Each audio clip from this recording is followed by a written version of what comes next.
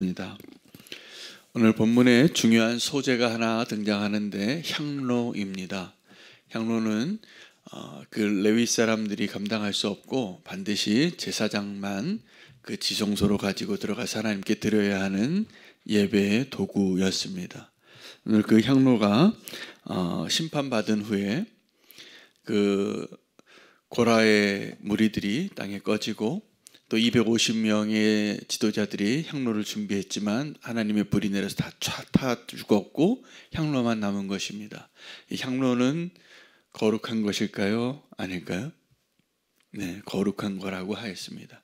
하나님이 이제 그 거역했던 지도자들은 다 멸했지만 향로는 거룩하니까 그 향로를 가지고 다 녹여서 하나의 기념물을 만들었다고 합니다. 그 제단에 두르는 싼 판을 만든 겁니다. 그것을 상징하는 의도와 의미가 뭐냐 하면 이 제단에 향을 가지고 드리는 것은 오직 아론의 자손에게만 허락하겠다라는 거였습니다. 이것을 레위 지파들이 자기들도 하고 싶었죠. 그래서 다른 레위 지파 그 세 아들들의 지파가 역할이 다 달랐거든요. 성전 기구를 옮기는 자들, 성막을 옮기는 자들, 널빤지와 기둥을 옮기는 자들로 나누어서 그렇게 그 사명을 감당하는 거였습니다. 그러나 성물을 다루는 자였지만 성막을 옮기는 자들이었지만 제사를 드리는 일에 있어서 하나님께 향로로 드리고 제사를 수행하는 일은 아론의 자손들에게만 허락하셨던 것이 하나님의 뜻인 것이죠. 그 상징적인 의미로 이 향로가 남았는데 이 향로가 또 한 번 쓰임 받습니다. 어떻게 쓰임 받냐 하면 이 향로를 통해서 하나님이 녹여서 기념물로 만들고 가까이 오는 자는 오직 아론의 자손들만 가능하다라고 정하셨는데 그 다음날 이 백성들이 이 정도 하나님이 말씀해 주셨으면 이제 정신을 차려야 되는데 그 이튿날 우리 41절에 보면 이스라엘 회중이 여전히 바뀌지 않습니다. 여전히 바뀌지 않고 이스라엘 자손의 온 회중이 모세 아론을 다시 원망하고 너희가 여호와의 백성을 죽였도다라고 원망합니다. 겉으로 보면 그들의 생각에는 모세와 아론 때문에 250명이 죽고 고라의 무리들이 심판을 받았다고 생각했을 것 같습니다. 또 다시 원망하는 거죠. 그래서 하나님이 또 다시 분노하십니다. 그래서 회막 중에 나타나셔서 이 모세와 아론에게 말합니다. 너희는 이 백성들에게서 떠나라. 내가 다시 진짜 심판을 내리겠다. 그리고 심판이 시작이 됩니다. 하나님의 연병이 시작이 된 거예요. 사람들이 막 죽어나가기 시작하는 그 순간에 모세가 아론의 아들 엘르아살에게 명령하여 향로를 가지고 그들에게 가라고 명령을 합니다. 하나님은 모세와 아론에게 그 백성에게 떠나서 나의 심판의 칼을 피하라. 이 전염병에서 떠나라. 너희 목숨을 구하라 라고 말씀하셨는데 모세는 진정한 지도자였고 아론은 진정한 제사장이 됩니다. 그래서 이 아론의 아들 엘르아살이 향로를 가지고, 그러니까 향로는 언제 쓰임 받는 거냐면 하나님께 제사 드릴 때 하나님께 향기로운 예물로 드리는 거거든요. 그 향로를 가지고 뜁니다. 어디로요? 이 전염병이 확산되고 있는 그 자리에, 특별히 어디 섰다라고 말하고 있냐면 산자와 죽은 자 사이에 섰다는 거예요. 여러분, 산자와 죽은 자 사이에 서는 것이 어떤 경계선이죠. 삶과 죽음의. 사실은 우리가 예배의 자리, 제사의 장소, 또 하나님의 심판의 자리, 또 룻기에서는 그 은혜의 자리가 산자와 죽은 자 사이에 라고 표현하는 겁니다. 여러분, 우리가 이 제사장적인 사명을 감당할 때 우리는 그 산자와 죽은 자 사이로 달려가서 하나님의 은혜의 역사가 임할 수 있도록 구하는 자의 사명이 제사장의 사명이에요.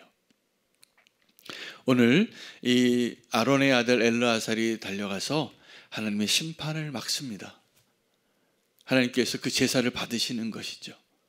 여러분, 이 고라의 반역의 사건을 통해서 하나님이 이루시고 있는 것을 큰 그림으로 한 걸음 떨어져서 보면 하나님이 무슨 일을 행하셨는지를 아십니까? 제사를 완성하시는 거예요. 예배를 완성하시는 거예요. 여러분, 예배를 드릴 때 우리가 하나님께 거룩한 백성이 되어야 되잖아요. 근데 거룩한 그 백성이 되기 위해서 필요한 것은 구별함만이 아니라 하나님을 경외함이 필요합니다. 그 하나님을 경외하는 마음이 그들에게 들게 하셨어요. 어떻게요? 그 250명의 지도자들이 가져왔던 그 향로를 다 녹여서 이 향로만큼은 거룩하니 그 불을 쏟아내고 하나님의 제단에 기념물로 만들게 하신 거예요. 그리고 그 이후에도 또다시 거역하는 백성들을 향하여 엘르아살이 향로를 가지고 뛰어서 산자와 죽은 자 사이에 서서 하나님의 심판을 맡게 하신 것. 여러분, 이것이 하나님이 모세를 통하여 하늘의 그 성막의 원형을 보여주고 너희가 거룩한 백성이 되고 이러한 제사를 드리라고 하는 것, 이게 예배의 목적입니다. 여러분, 우리가 예배의 자리가 너무나 소중한 것, 우리가 교회에 있어서 우리 교회가 존재하는 하나님의 백성으로 이 땅에 살아가는 저와 여러분이 꼭 알아야 할 우리의 믿음의 가장 핵심, 이 예배의 회복이고 완성이에요. 예수님이 십자가에서 죽으신 게 뭘 완성한 겁니까? 예배를 완성하신 거예요. 스스로 속죄의 양이 되셔서. 여러분, 선교가 완성되어지면 뭘 원하시는 거라고요? 예배를 완성하길 원하시는 거예요. 아직 예배를 온전히 드리지 못하는 자들에게 하나님을 알고 하나님께 돌아오게 하기 위하여, 모든 민족이 다 예배하는 자가 되게 하기 위하여, 하나님의 그 예배를 향한 열망이 오늘 이 하나님의 심판의 자리에서 실패한 반역한 무리들과 또다시 원망하여 하나님의 그 재앙 가운데 죽어가는 그 백성들 가운데 하나님이 이 연약한 백성들을 가운데 뭘 하나를 완성하시냐면 제사를 완성하세요. 그 향로를 아무나 가지고 와서 드릴 수 없는데 그 향로를 온전케 합니다. 하나님을 경외하고 두렵게 해요. 근데 그래도 반역하는 이스라엘 백성들을 향하여 아론의 아들 엘르아살이 산자와 죽은 자 사이에 서게 하시는 거예요. 여러분, 오늘 이 말씀을 통해 하나님이 저와 여러분의 삶을 온전한 예배자의 삶으로 바꾸시는 그 놀라운 축복 가운데 저와 여러분이 섰으면 좋겠습니다. 우리는 여전히 거역하고 우리는 여전히 흠이 있고 우리는 여전히 부족함이 많지만 오늘 보세요. 하나님께서 이 반역한 거역한 이 고라의 무리들과 그리고 이 거역한 백성들의 모습들 속에서도 하나님이 이 모세와 아론의 온전한 제사장직의 회복을 통하여 이루시고자 하는 것을 이루고 계시잖아요. 원래는 심판해서 죽여야 됐어요. 그러겠다고 하셨는데 모세와 아론이 하나님이 기뻐하시는 방향으로 달려갑니다. 여러분, 우리가 정말 주님이 기뻐하시는 삶을 살고 우리의 인생에 정말 의미 있는 삶을 살려면 하나님이 무엇을 원하시고 우리에게 무엇을 기대하시는지를 알고 모세처럼 아론처럼 이 엘르아셀처럼 우리가 정말 달려가야 할 삶의 방향을 잘 정할 수 있는 자 되시기를 축복합니다. 제가 보니까 이 아론이 진짜 제사장이 되고 있어요. 원래는 자기 자신을 피하면 되잖아요. 하나님 심판하시고 계시는데 그냥 방관할 수도 있는데 제사장의 의미, 예배자의 사명, 심판받는 그 자리에 달려가게 하시는 거예요.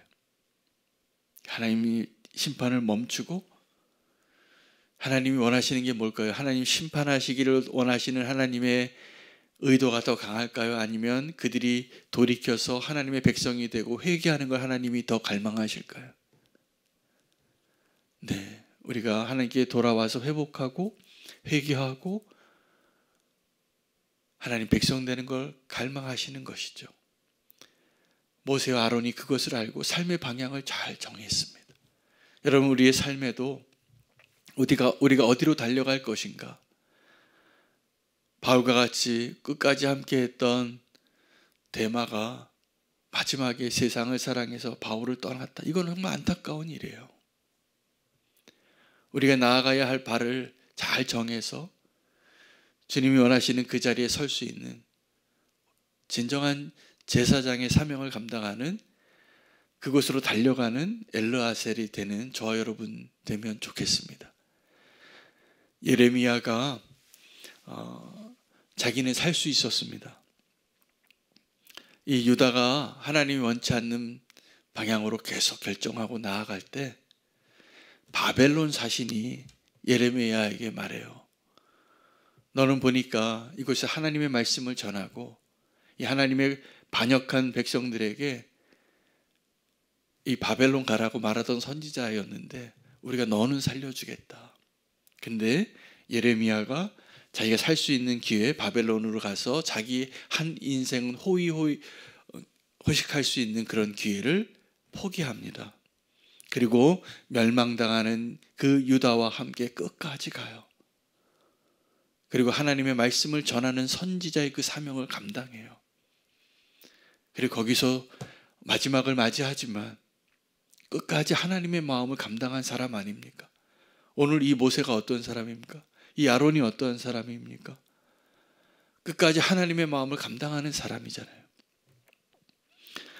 오늘 저와 여러분이 이 세상에 살면서 부르심받아서 사명의 자리에 있는데 우리가 나 하나 잘 살겠다고 나 하나 구원받겠다고 살면 아마 이 짧은 인생 사는 데는 조금 나은 선택일지 모르겠습니다.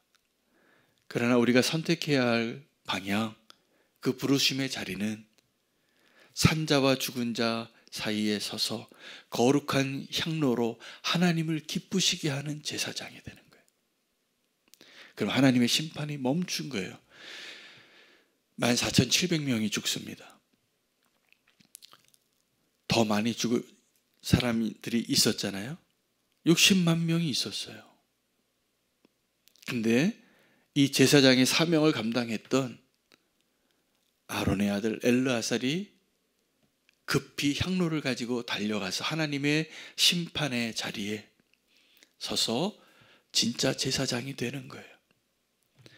여러분, 성도의 삶은 우리가 세상이 아무리 악하고 문제가 많을 때 향로를 가지고 달려가서 하나님의 진노를 막을 수 있는, 나를 위한 나의 행복과 나의 번영과 나의 안락함을 위해 사는 자가 아니라 주님을 위해서 그 사명을 감당하는 그 한 사람이 있을 때 사실은 하나님이 그 사람 때문에 기쁜 거예요. 그 삶 살 수 있는 그 방향으로 달려가는 저와 여러분 되시면 좋겠습니다. 나 사는 방향이 아니라 나 때문에 누군가를 살리는 방향으로 달려가는 것, 이게 우리가 잘 사는 겁니다. 이게 정말 주님이 기뻐하시는 삶입니다. 하나님이 그 심판의 자리에서조차도 산자와 죽은 자 사이에 서서 누군가 기도하는 한 사람, 누군가 그 자리에 향로를 들고 있는 한 사람 찾을 때 꼭 그 사람 되시기를 축복합니다. 그 사람 되시기를 바랍니다. 오늘 그 말씀 붙잡고 함께